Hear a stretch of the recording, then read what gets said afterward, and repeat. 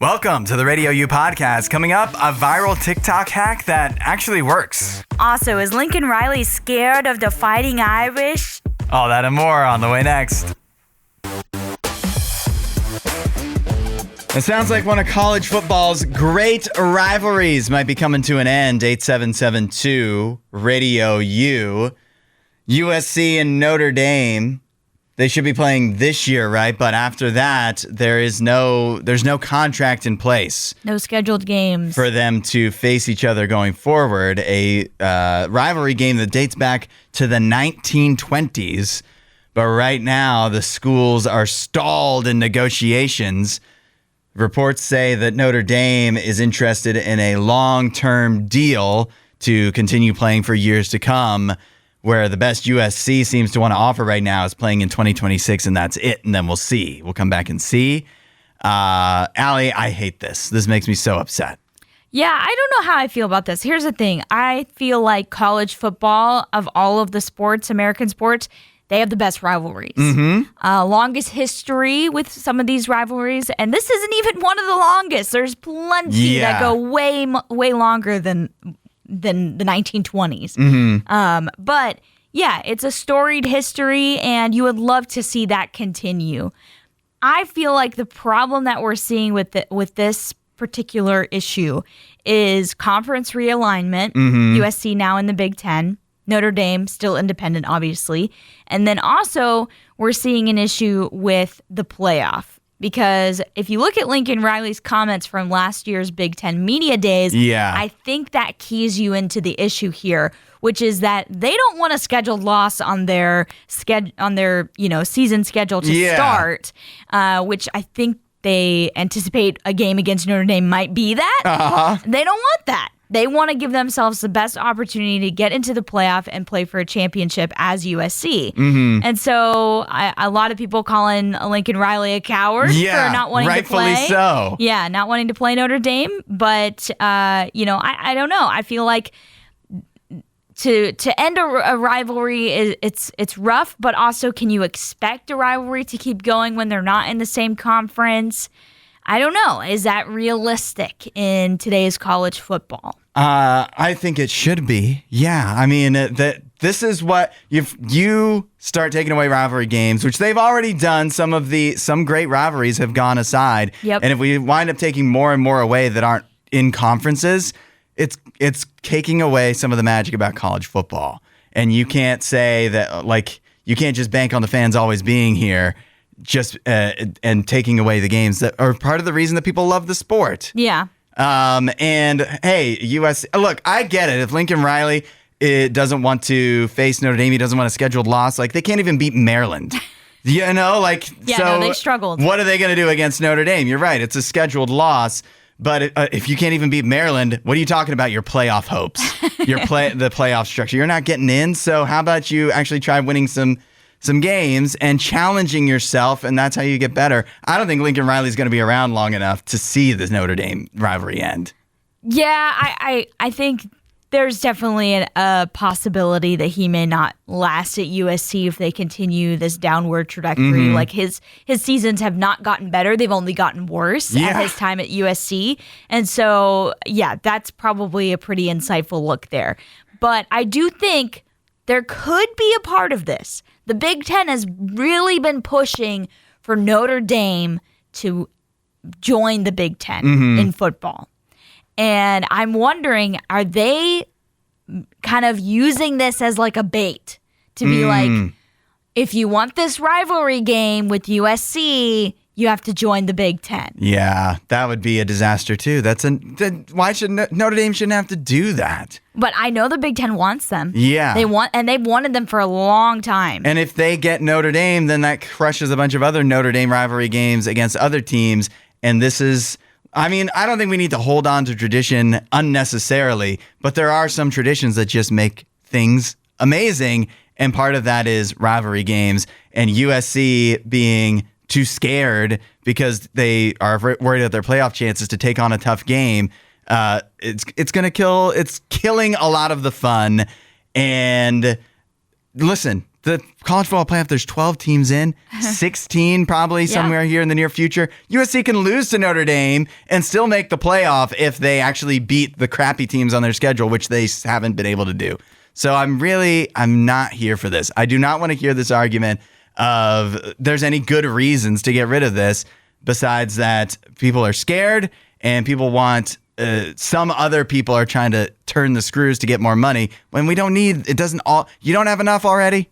Well, money definitely talks, and I'm sure there's incentives in Lincoln Riley's career to get to a certain amount of wins, to get to the playoff, whatever it may be. And so, yeah, that's the unfortunate part of this sport. We're seeing, I've talked about this before, we're seeing the growing pains of a semi-professional sport when it comes to college football right now. It makes me upset. Well, that's how the cookie crumbles, I'm not even a Notre Dame or USC fan. I'm not either. I just want good games. And USC wants to play. Guaranteed it's not going to be a good game most of the time. USC just wants to play roast beef tech. That's not what I want. Is anyone else like this? Where at this point you see like some viral hack going around on TikTok and Instagram and you're like, well, there's no way that's actually real.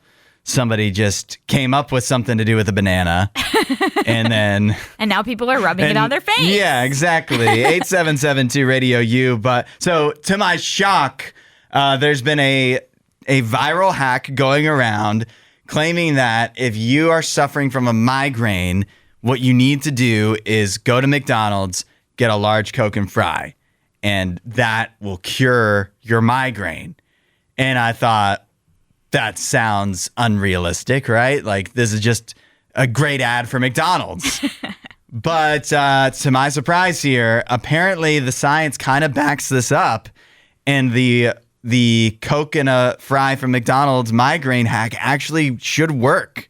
Yep. Like, there's a scientific reason that it should work. I have actually tried this. Oh, yeah? And it's actually been successful for me. I remember I used to have days, like Saturdays when I was in college, where I would work almost the entire day because I did sports broadcasting. And so if we ever had any like double headers, sometimes we had triple headers of like 2 basketball games and a volleyball game. And so as a sports broadcaster, like you're going back to back to back, you have no time to get lunch. You have no time to sometimes even get dinner. Yeah. And so you're just running on fumes. And I remember one time I got a really bad migraine because migraines sometimes, a cause of them can be missed meals. And for me, anytime I get migraines, it's because of that. And I don't get like the extreme migraines. I get the ones that are more painful that make you sensitive to light.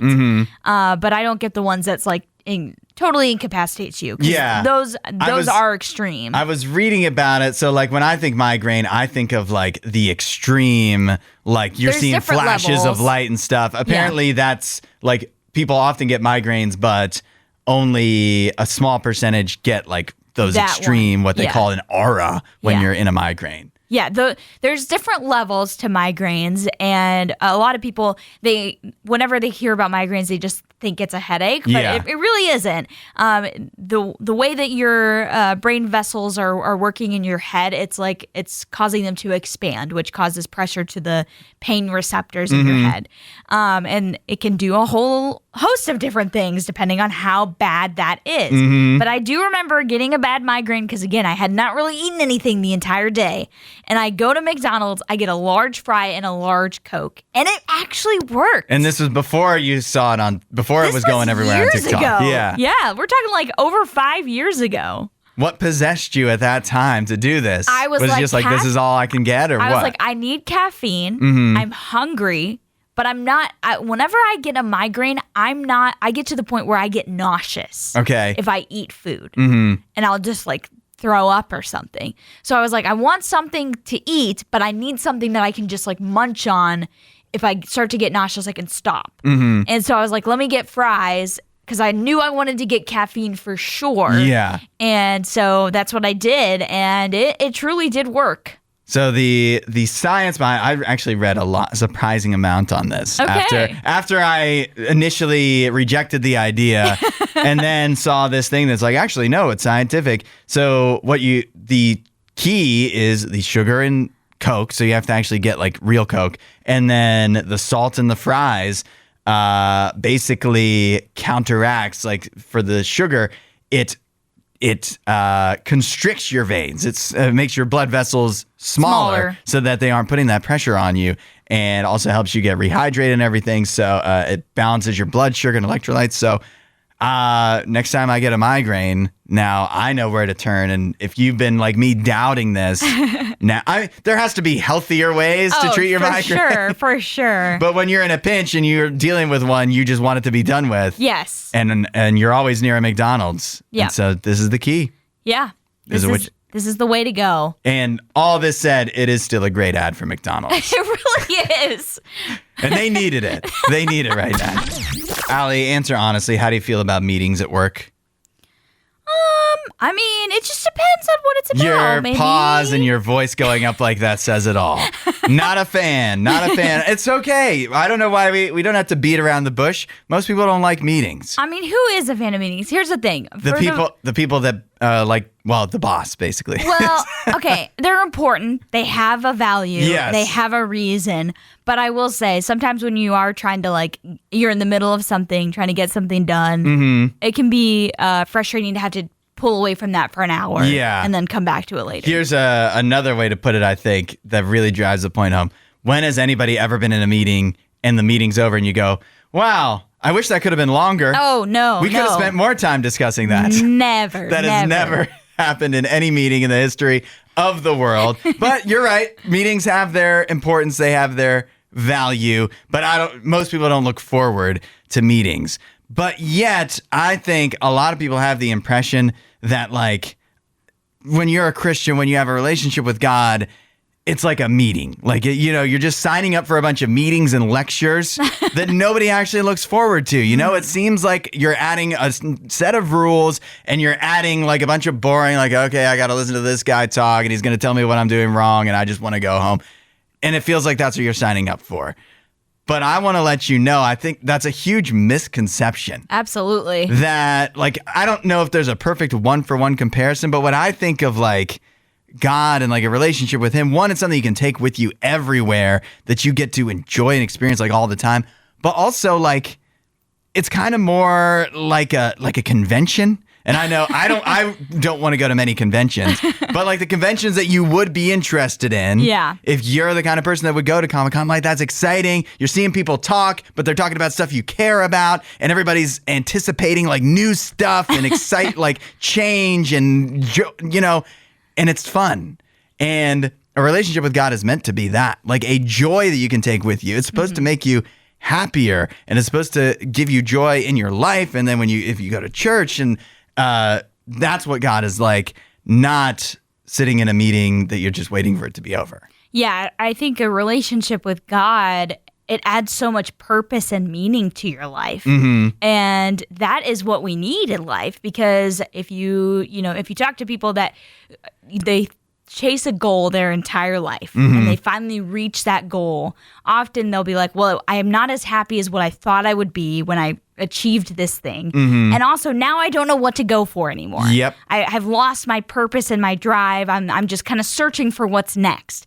That's never what it's like with God, because there's always something, and there's always meaning, and there's always purpose behind that relationship. And so I love the way you put it. It's a joyful relationship. And that doesn't mean there's no trials. That doesn't mean that there's nothing hard that you face in life. There are plenty of hard things that you will continue to face, but God gives you the keys to overcome. He gives you the keys to make it through, and also to have that joy in those moments when you think you shouldn't have it. Yeah, that's such a great way to put it. Joy that you can carry with you through life, even through the struggles. That's what God wants to give to you, not boredom and just waiting, looking at your phone, waiting for everything to be over. Yeah. Find out what that's like. Go to RadioU.com/free gift.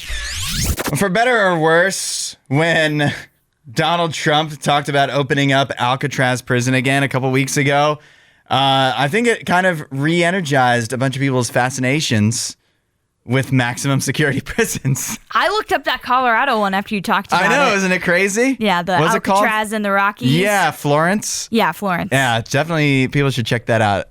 It's nuts. The Florence maximum prison in the in the Rockies. It's called like ADX or something. We're not alone. Not only is the United States re-exploring different ideas about high security prisons, even France is now doing the same, where apparently they have a plan to open up a new high security prison for some of their worst criminals in the Amazon. And if you're like me, when you see or you hear that, you're like, how can France build a prison in the Amazon? What are they doing in the Amazon?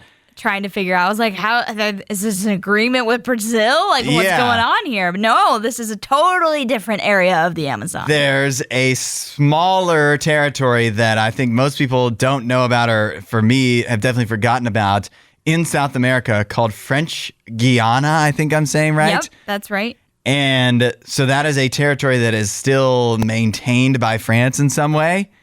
Imperialism. Woo! Yeah. And so they are going to build a maximum security prison there in that country, or in that, I don't know if it's a country, territory. Yes. And that's going to be for some of the worst French criminals will be sent to this prison in South America, which the idea, of course, is that it's pretty remote and definitely far away from anything that France, the actual country, is doing. Yep. And so this will get people out of sight and out of mind. And if they somehow, by some miracle, happen to escape, they would not be near people and not be easily able to make contact with the outside world and hatch escape plans. Well, and stuff like that's not really their main issue. It's not escaping prisoners. Mm-hmm. The issue is that there's a proliferation of illicit cell phones within their prisons.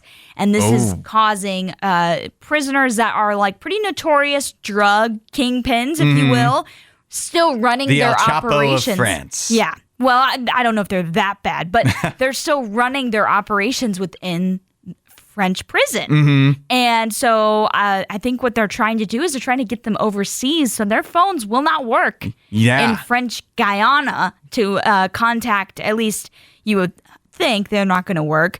There's a lot more hassle for these. Yes, there may still end up being a way where they would get their hands on something, but I mean, something tells me they find a way eventually, but it would be more work, and so I understand why they want to, they're just trying to find a way to cut them off. Yeah, to cut them off. Drug issues are an issue everywhere. I know a lot of people think it's just an America and the Mexican border problem. It's not. It's everywhere. By the way, isn't it so crazy? Like, I really don't understand how, as much movies and shows as I've watched, how like drug businesses, that's not even how you should really put it. They're not a business. Empires work. That like some guy that's in charge is sent to jail, and they're not just like, all right, let's find another guy. It's like, we still need to listen to him. Yep. Like, how can we connect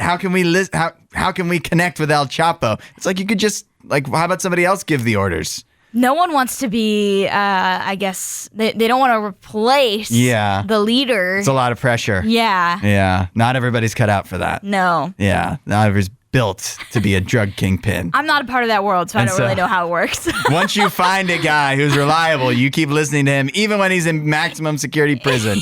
Yeah. You go through all of the loopholes. Shout out to Paris Hilton. I didn't even know this. Did you know that Paris Hilton has her own line of, like, basically, let's just call them what they are, Stanley Cups?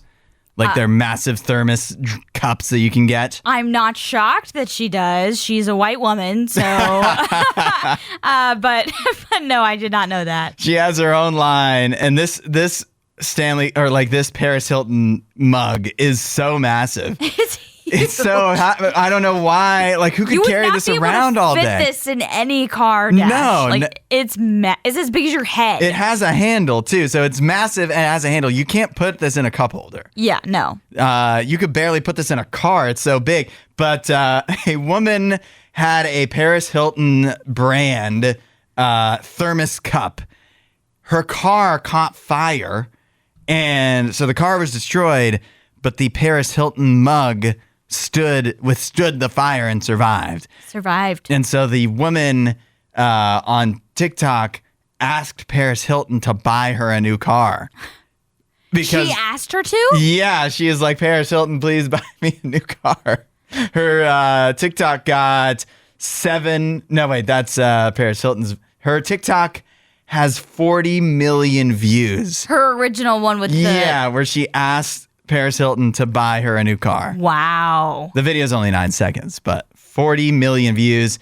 And Paris Hilton responded by buying her a car. That's amazing. Yeah. And I have to say, it had to have paid off for Paris because in the video itself obviously did well, millions of views of her getting her car.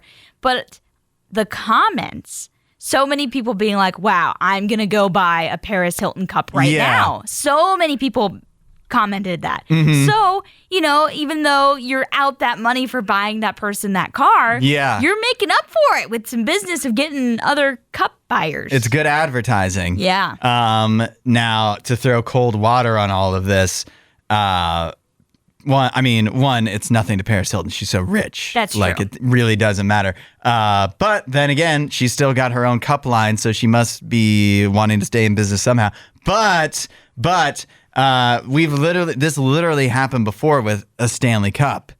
The same exact thing. And it survived? It's also survived. Basically, any cup like this, I believe, it doesn't matter the brand. Yeah. They're all going to survive Just a car the thermos, fire. yeah. They're not flammable. Yeah. But I like that it doesn't mean I'm not tempted to, and maybe Ali, you should do this. Buy a Paris Hilton mug or maybe another brand that hasn't had this happen yet. Chuck it in your car. Set the car on fire. Make a TikTok about it.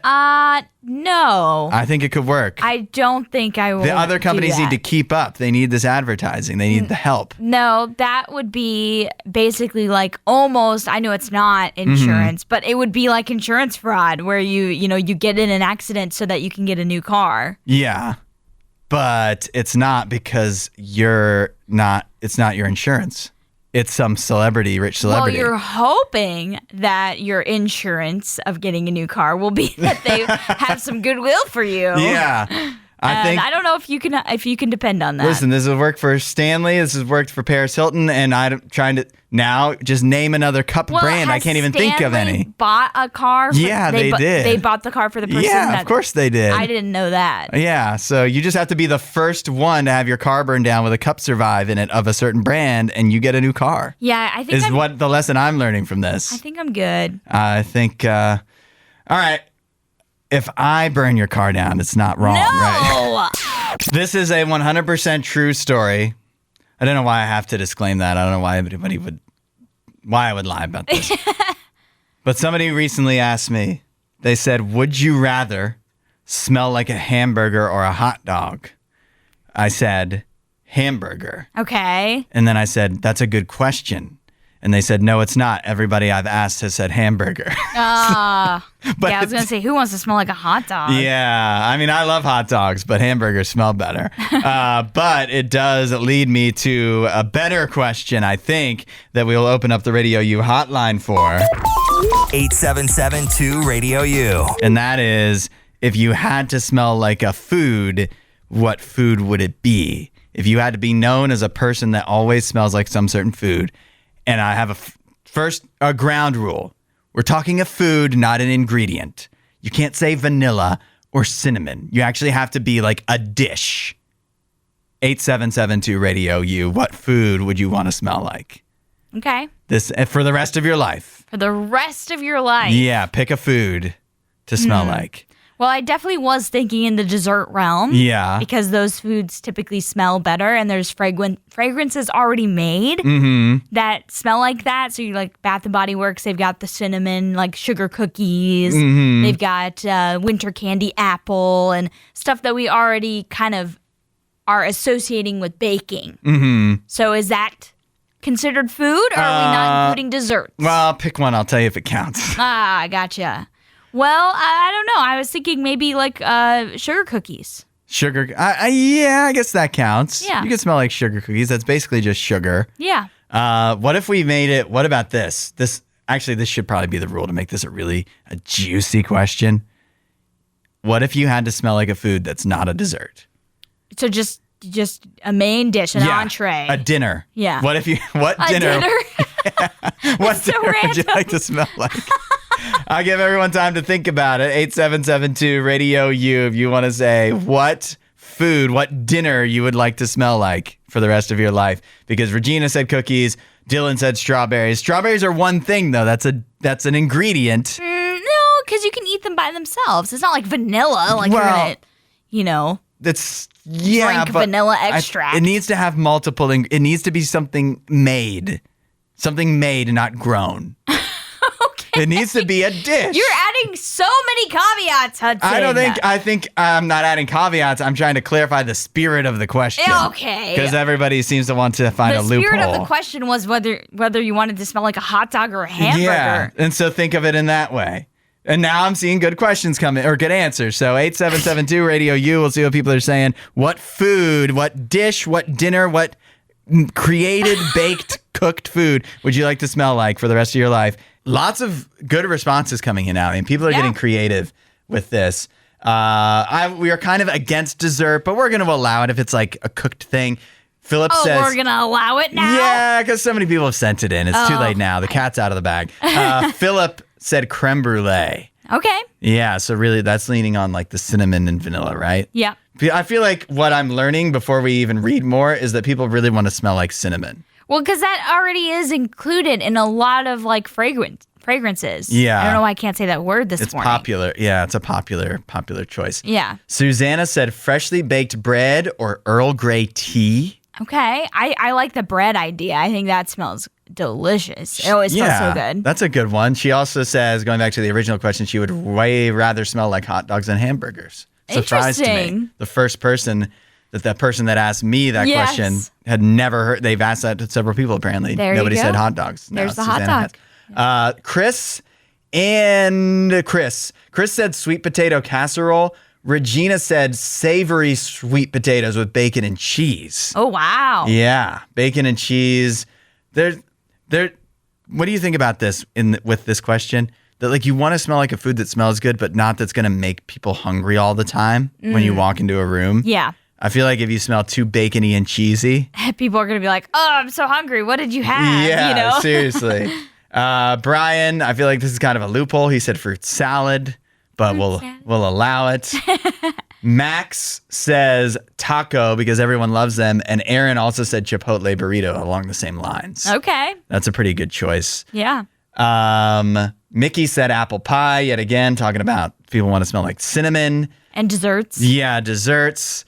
Here's real quick, something I'm thinking about is like, also I don't want to smell like a food that people think like, that you still have the food on. You know what I mean? Yeah. Like you didn't clean up enough after you ate. Or something. Yeah. And I feel like going back to the burrito thing, like that could kind of be like, I guess people would get used to you, but they would be like, did you like spill some on your pants or something? Right. Like why do you smell like Tabasco? What's going on right now? Yeah. Mike said he was going to say snickerdoodle, but if it needs to be an actual dish, he says steak. Oh, wow. Okay. Now that'd make people hungry. Yeah. Okay, here we go. I like what William's saying. Jambalaya or barbecue ribs. Wow. Jambalaya is a good answer. Okay. That a little spicy, but I like it. We're talking foods. If you had to pick a food to smell like for the rest of your life, what would you want it to be? 8772 Radio U. Stephanie says, I would pick the smell of a curry-flavored dish or basil, so maybe curry ramen noodles or lasagna. Oh, wow. And curry can have some strong smells. Yeah, that would be... So, people complain about curry, right? Sometimes, yeah. Sometimes in like apartment buildings, if somebody's cooking something with curry, that can ruffle some feathers. Yeah. Susanna says cucumber salad with toasted coriander, black pepper, dried marjoram, whatever that is, or marjoram, and fresh dill. All right, Allie, now you know and Lindsay says cornbread. Now you know the parameters of the question. What is your answer? A food, if you had to pick one to smell like, that's actually baked. Well, I really liked the idea of fresh bread because I do think that smells really, really good. Mm-hmm. But I think I'm actually going to go with one that is a subtle smell. Okay. And that is chicken pot pie. Oh, good one. I think it's subtle. It's not strong. It wouldn't be overwhelming, but it does have a good smell to it. Yeah, I think that's a good choice. I was kind of thinking like, and I'll even admit this is kind of a workaround, but what about like orange chicken? Oh, yeah, orange chicken smells good. That's not just simply orange, but like, yeah, you're orange and then, or General Tso's. Like, I think Chinese food actually, there'd be some good smells there. Pretty good smells, yeah. What a good thought exercise. It's really fun, but overall, I think the way you would actually want to smell is like desserts. Yeah. So if I had to answer, my favorite answer, it would be sugar cookies. I don't think Bath & Body Works was listening and taking notes. No. I don't think. This is so crazy that this was actually able to happen. 8772 RadioU. Avengers Doomsday is being filmed as we speak. It's supposed to come out May 1st of next year. Can't believe it's that soon. Yeah, that's kind of crazy that they're still filming it and you know, it comes out in a year. And you think about between now and then, after it's done filming, all of the CGI and nonsense that has to go into it. Right. But some guy snuck onto the set of Avengers Doomsday and took a bunch of video and pictures of the set and everything. But the thing is, like, you're expecting, like me, I'm like, oh no, what is this going to spoil or whatever? It is shockingly absolutely nothing revealed in the video he posted on TikTok, which has now been taken down. But people have posted like screenshots and blah, blah, blah. Like, it really, he snuck onto this Avengers Doomsday set, put a lot of, like, he put himself really at risk. Yeah. To basically get nothing. Nothing of interest at all. Nothing of interest and nothing that we didn't already know. Mm-hmm. Because my favorite tweet about this whole situation is this guy on X that says, he's like, a guy on TikTok snuck into the Doomsday set and all he discovered was that Shang-Chi is in it. Yeah. Just useless. Spoiler alert. Which we already knew because we already knew all the actors and actresses that are a part of the project. So, didn't really reveal anything new for us. Yeah, it's so crazy. And you think, seriously, this guy, he didn't reveal anything of interest at all. Like, it literally just shows where the crew would hang out or like where the cast trailers are. But that tells you absolutely nothing about anything. No. It doesn't even give you any like insight into really what life is like behind the scenes. It gives you so little of anything. Now, like, it's, I guess, impressive in a way that he was able to pull it off. But you think about the risk. Like, this guy's messing with Disney. Yeah. He didn't get anything of value, and he still is very likely going to be sued till who knows when. Till the cows come home. He's going to have to spend so much money, like, covering himself on this. And for what? For absolutely, you got nothing out of this. Yeah, for literally nothing. So not worth the risk on your life or livelihood to go and do this and then post it. Yeah. If you didn't get anything, why would you post it and just reveal yourself? Yeah, you could have got in, got out, and been like, well, that was a waste of time. Yeah, you implicated yourself by posting all this useless information. Hey, that's our thing. Mm-hmm. That's our thing. You do useless knowledge. It's called useless knowledge. Get out of our lane and get in your own lane. Now buddy. You're not just getting sued by Disney, you're getting sued by us. Yeah, I hope you were prepared. He did promise that there's going to be more behind the scenes stuff coming soon. Sure. Can't wait. Sure. Because this is so juicy. Mr. Beast. What can't he do? Literally, he seems unstoppable. 8772 RadioU. So unstoppable, and honestly, I'm surprised in a way that this wasn't the case already, but apparently, according to reports, he's now a billionaire.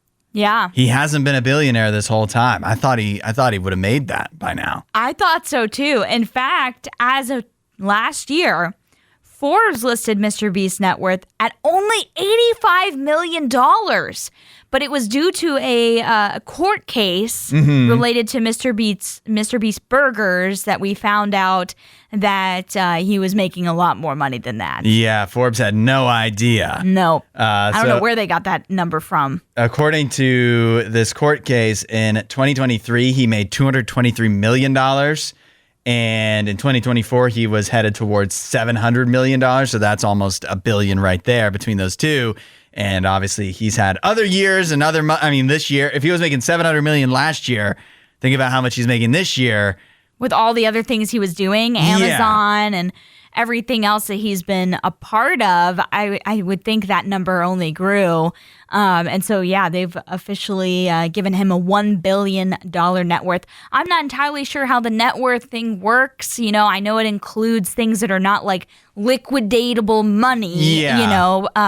So it's different with net worth, but still very impressive with how humble his beginnings were. Yeah. And I mean, you think about being a billionaire, he's given away a lot of money even before becoming a billionaire, done a lot of philanthropic things. That's one of the things that makes him so popular. Honestly, I love his philanthropic videos. I don't watch his regular videos, but I've watched several of the ones that he does with Mr. Beast, like philanthropy. Why can't I say the word? But the charity YouTube channel that he has, he's done like water wells across the globe. He's helped people that have just minor eyesight problems that if they had access to regular healthcare and were able to just get minor surgeries, they could see better or even see just in general. And he's helped people do that.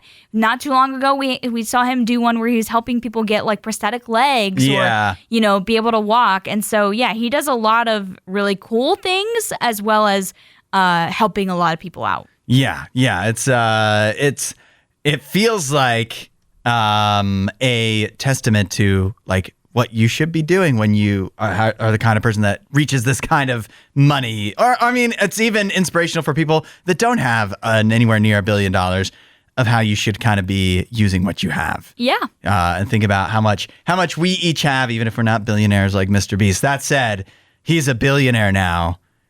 How should he celebrate? Oh, he's got to celebrate in a big way, right? Yeah, like what do you buy when you're Mr. Beast and you finally become a billionaire? I don't know. My hope would be that he is not a person that lives to like extravagant means. I don't think he is. I don't know him personally, and I certainly haven't looked into his lifestyle or anything like that. But from his videos where he does do the charity stuff, he just comes across as a humble guy. Yeah. And so something tells me he's not like going out and buying like massive cars and like a helicopter and a yacht and all of that. He may have that stuff. I don't know. But I feel like he comes across as a very humble person. Yeah. But I mean, even if you're humble, you get $1 billion. You got a lot of money to spend. You got to treat yourself. You got a lot of money. You got to treat yourself.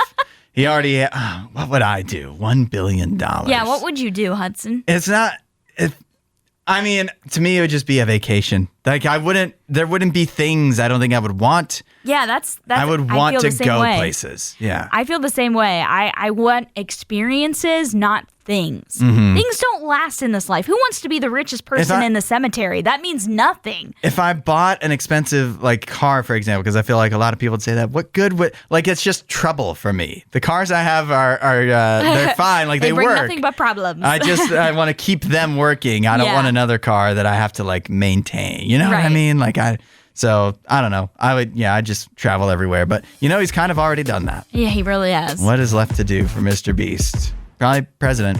Space. Go to space. That'd be a good video. Yep. Thanks for listening to the RadioU podcast. Don't forget to rate and review the show.